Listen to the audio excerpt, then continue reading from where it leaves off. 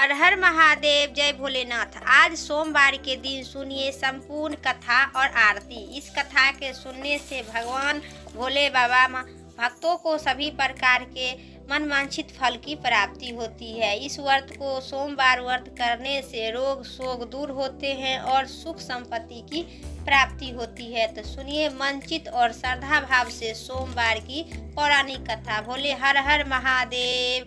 भास्कर नामक गांव में एक बहुत बड़ा धनीवान रहते थे। उनके घर में कोई कमी नहीं था। उसे केवल एक ही दुख था कि उनके कोई पुत्र नहीं थी। वह रात दिन वह चिंता करते थे। वह पुत्र पाने की कामना में प्रत्येक सोमवार के को शिव जी का व्रत और पूजन करता था तथा संध्या काल में शिव मंदिर जाकर भगवान शिव जी के सामने दीपक भी जलाया करता था। इसके बाद भक्ति भाव को देखकर एक दिन माता पार्वती जी ने भगवान शिव से कहे, हे प्रभु, यह साहूकार आपका अत्यधिक भक्त है और सतदेव आपका व्रत और पूजन श्रद्धा पूर्वक करता है। आपको इसकी मनोकामना पूर्ण करना चाहिए।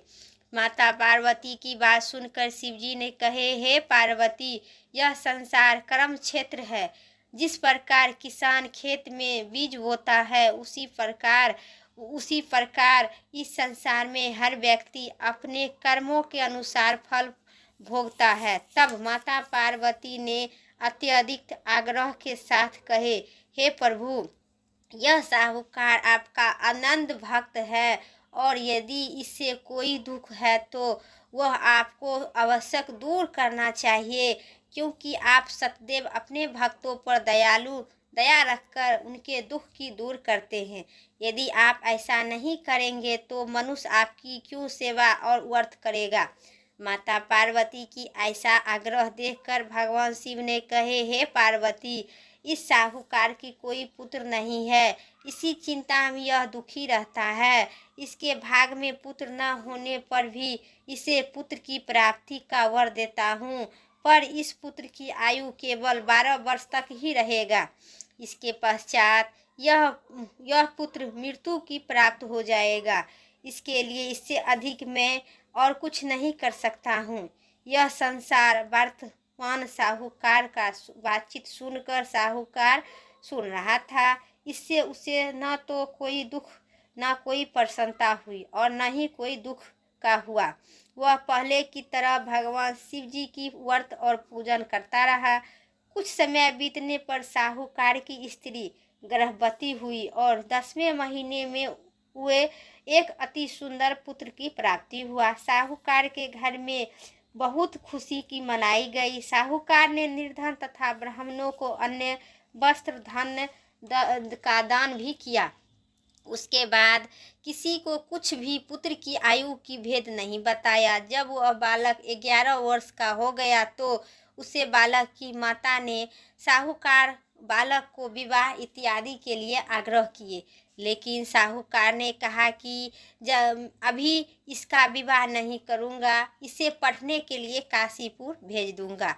फिर साहूकार ने अपने साले अथवा बालक को मामा के बुलाकर और उसे बहुत सा धन देकर और कहा, तुम इस बालक को पढ़ने के लिए काशीपुर ले जाओ और रास्ते में जिस स्थान पर रुको वहाँ यज्ञ तथा ब्राह्मणों को भोजन करवाओ। बाद में जाना।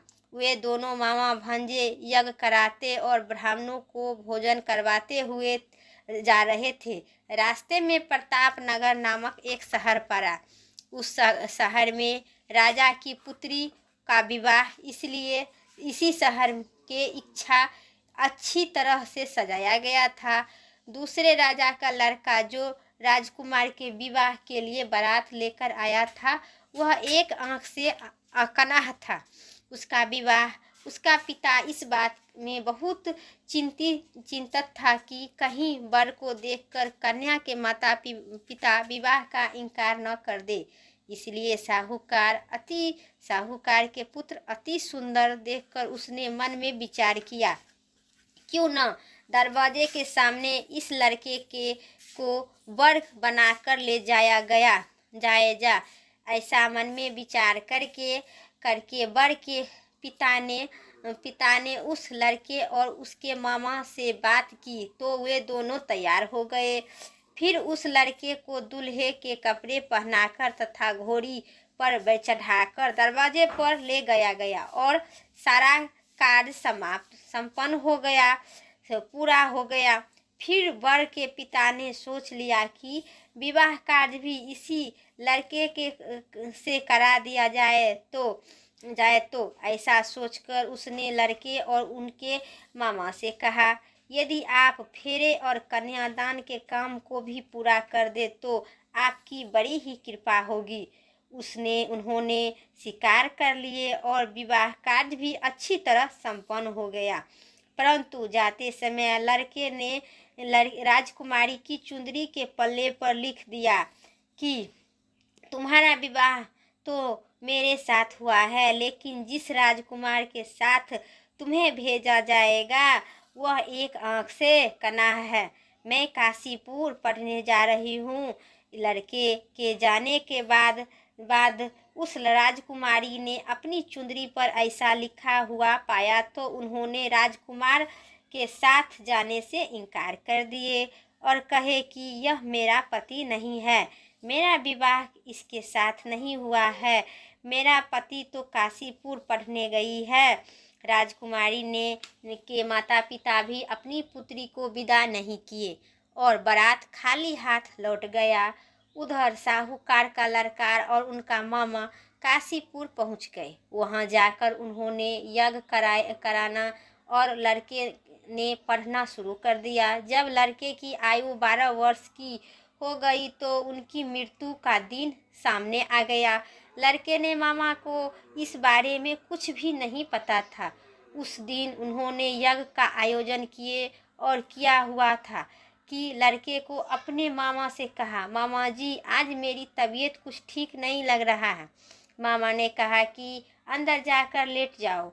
लड़का अंदर जाकर लेट गया और थोड़ी देर में उसके प्राण निकल गया। यज्ञ के बीच में जब मामा ने आकर देखा तो मृत अवस्था में पड़ा था तो उन्होंने बहुत दुख हुआ। उन्होंने यज्ञ की कार्य अधूरा रह जाने से डर से कुछ भी नहीं कहे और संयम रखा। फिर यज्ञ का कार्य समाप्त हो गया। ब्राह्मणों के चल जाने के बाद उन्होंने रोना पीटना आरंभ कर दिए। संयोग से उसी समय शिव और माता पार्वती उधर से जा रहे थे। उन्होंने जोर जोर से रोने की आवाज सुनी तो माता पार्वती ने भगवान शंकर से कहे, प्रभु कोई दुखियारा रो रहा है, उसके कष्ट को दूर कर दीजिए। तब जब शिव पार्वती ने उनके सामने जाकर देखा तो वह लड़का मृत पड़ा था। पार्वती जी बोली, प्रभु यह तो ज्वालापुर नगर के साहूकार का लड़का है जो आपके वरदान से उत्पन्न हुआ था। शिव जी ने बोले, हाँ पार्वती, इसकी आयु इतना ही थी और आयु पूरा हो जाने के कारण यह मर गया। तब माता पार्वती ने कहे, हे प्रभु आप इस बालक को आयु और बढ़ा दीजिए, नहीं तो इसके माता पिता तरफ तरफ के मर जाएंगे। माता पार्वती बार बार आग्रह करने पर भगवान शिव ने उनको जीवित कर दिए और शिव जी की कृपा से लड़का ओम नमः शिवाय कहते हुआ उठकर गया। भगवान शिव और माता पार्वती फिर कैलाश को चल गए। तब से लड़का और उनका मामा उसी प्रकार यज्ञ करते तथा ब्राह्मणों को भोजन करवाते हुए अपने घर की ओर चल दिए। रास्ते में फिर प्रताप नगर पहुँचे और वहां पर आकर उन्होंने यज्ञ आरंभ कर दिया।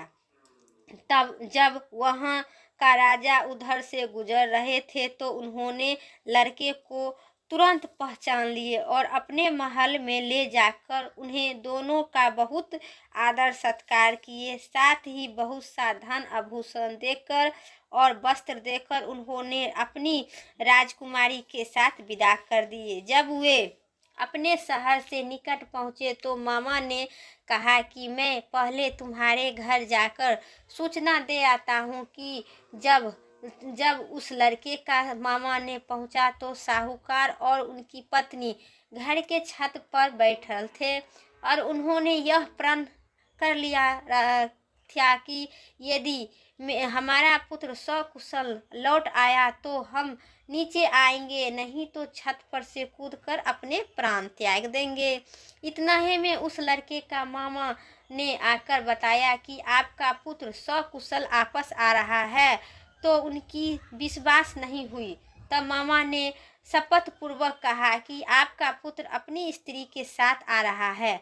तो सेठ अपनी पत्नी और संग संबंधित के साथ नगर द्वार तक आया और आनंद के साथ उनका स्वागत कर उन्हें अपने घर ले आए।